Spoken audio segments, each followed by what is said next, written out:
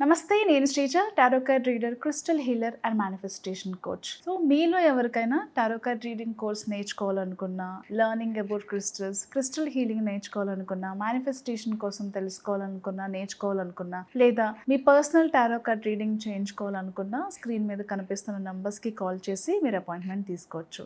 అలాగే పర్సనల్గా మీరు మీ ప్రాబ్లమ్కి తగ్గట్టుగా, మీ ఇంటెన్షన్కి తగ్గట్టుగా క్రిస్టల్స్ని యూస్ చేయాలనుకున్నా, జెమ్స్టోన్స్ని యూస్ చేయాలనుకున్నా, క్రిస్టల్ కిట్స్ తెలుసుకోవాలనుకున్నా, అంటే మీ ప్రాబ్లమ్కి తగ్గట్టుగా క్రిస్టల్స్ జెమ్స్టోన్సే కాకుండా దానికి తగ్గట్టుగా మనం జెమ్స్టోన్స్తో కానివ్వండి, క్రిస్టల్స్తో కానివ్వండి, గ్రిడ్స్ కూడా ప్రొవైడ్ చేయడం జరుగుతుంది. సో దానిని ఎలా మేనిఫెస్ట్ చేసుకోవాలో కూడా మీకు ప్రతిదీ కూడా పాయింట్ టు పాయింట్ మీకు మేనిఫెస్టేషన్కి సంబంధించిన గైడెన్స్ కానివ్వండి, లేకపోతే డీటెయిల్స్ కానివ్వండి, చాలా క్లియర్గా ఎక్స్ప్లెయిన్ చేయడం జరుగుతుంది. సో స్క్రీన్ మీద కనిపిస్తున్న నంబర్స్కి కాల్ చేసి జెమ్స్టోన్స్ కావాలనుకున్నా, క్రిస్టల్స్ కావాలనుకున్నా, బ్రేస్లెట్స్, పెండెంట్, మాలలు కానివ్వండి, ఎలాంటి సజెషన్స్ కావాలనుకున్నా అపాయింట్మెంట్ ద్వారా మాత్రమే మీరు సంప్రదించగలరు. Thank you so much. ఈ వీడియోస్లో మనం ద్వాదశ రాశులకి సంబంధించిన టారో కార్డ్ ప్రెడిక్షన్స్ చూద్దాము. నమస్తే, మిథున్ రాశి టారో కార్డ్ ప్రెడిక్షన్స్ చూద్దాము.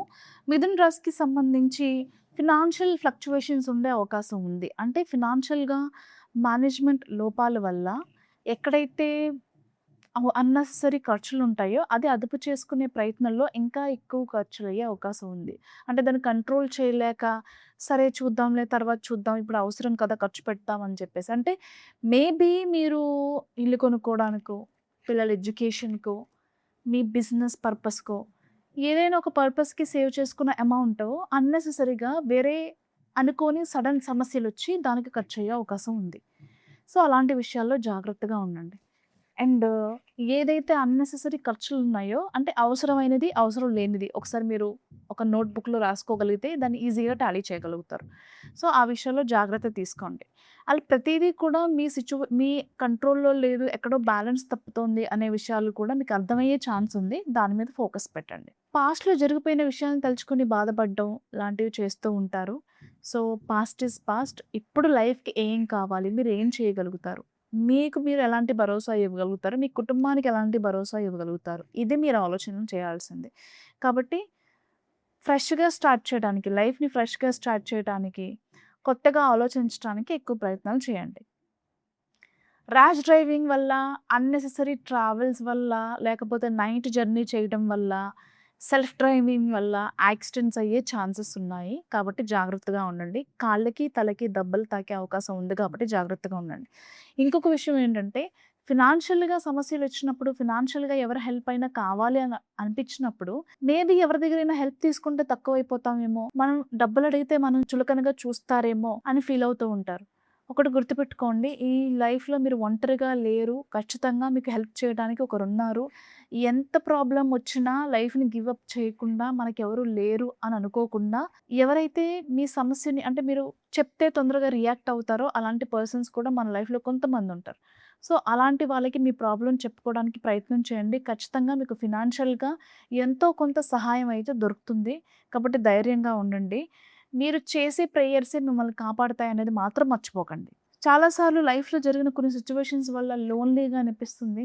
ఎక్కడికన్నా వెళ్ళాలి అంటే తొందరగా రష్‌గా మనం తగ్గిపోయాం గదా! లైఫ్‌లో డౌన్ అయ్యాం కదా! ఫినాన్షియల్‌గా ప్రాబ్లమ్స్ ఫేస్ చేస్తున్నాం కదా! అని రష్‌గా వెంటనే ఇంకొకటి ట్రై చేద్దామని కాకుండా కొంచెం టైం తీసుకుంటారు, ట్రావెల్ చేస్తారు. స్పిరిచువల్ ట్రావెల్ కావచ్చు, లేదా మీకు బాగా దగ్గరైన వాళ్ళ దగ్గరికి కావచ్చు, లేదా కొన్ని స్పిరిచువల్ ఈవెంట్స్‌కి, లేదా మీరే ఇంట్లో యోగా, మెడిటేషన్, కొన్ని స్పిరిచువల్ ప్రేయర్స్ ఇలా కొంచెం గ్యాప్ తీసుకొని మైండ్‌ని రిఫ్రెష్ చేసుకొని లైఫ్‌ని మళ్ళీ రీస్టార్ట్ చేయగలిగితే నేను బాగా ముందుకు వెళ్తానేమో. ఎందుకంటే ఎప్పుడైనా మనకి ఏదైనా కలిసి రావట్లేదు అని అన్నప్పుడు దాన్ని బలవంతంగా మనం ఆ సిట్యుయేషన్‌ని పుష్ చేసేదానికంటే కూడా take a break. Do necessary prayers చేసుకొని కొంచెం గ్యాప్ ఇచ్చి సిట్యుయేషన్‌ని బలవంతంగా ముందుకు తీసుకెళ్ళే దానికంటే కూడా దానికి మనం సరెండర్ అయ్యి దాని నుంచి బయటికి రావటానికి మనం ఏవైతే చేయొచ్చో, అంటే మన మైండ్‌ని ఫ్రెష్ చేసుకోవటానికి యోగానే చేస్తామా, మెడిటేషనే చేస్తామా, రిట్రీట్స్‌కి వెళ్తామా, బ్రెత్ వర్క్స్ చేస్తామా, మేనిఫెస్టేషన్ చేస్తామా, ఏదనేది మీ ఇష్టం.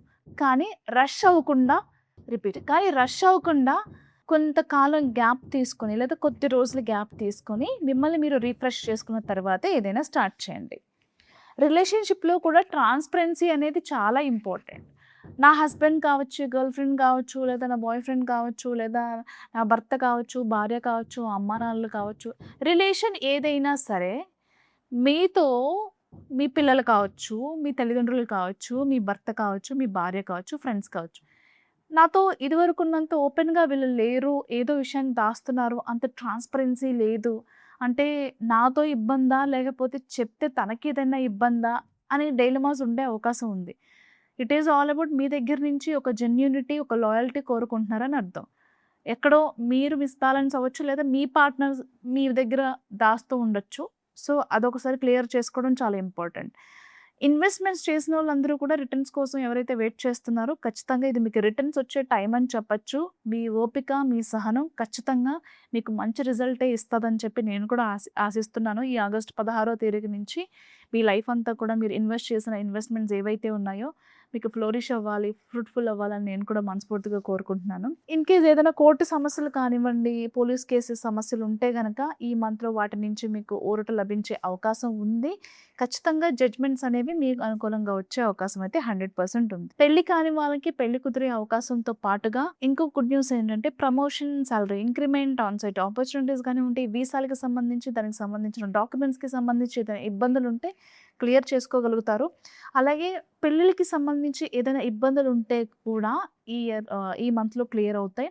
ఖచ్చితంగా మంచి సంబంధం వచ్చే అవకాశం ఉంది. అలాగే సింగిల్‌గా ఉండే వాళ్ళకి కూడా ఈ ఇయర్‌లో చాలామందికి లవ్ ప్రపోజల్స్, పెళ్లి ప్రపోజల్స్ వచ్చి వాళ్ళు కూడా ఒకటయ్యి అంటే వాళ్ళకి కూడా ఒక మంచి లైఫ్ అంటే ఒక మంచి రిలేషన్ దొరికే అవకాశం అయితే ఉంది. సో, ఈ టైం ఇంకా చెప్పాలి అని అంటే ఎవరైతే మీ ఓన్ టాలెంట్‌తో బిజినెస్ చేసేవాళ్ళున్నారో అంటే ఫోటోగ్రాఫర్స్ కావచ్చు, రెస్టారెంట్స్ నడిపించే వాళ్ళు కావచ్చు, మీరు చేస్తున్న బిజినెస్ ఏదైనా సరే దానికి మీరే ఓనర్.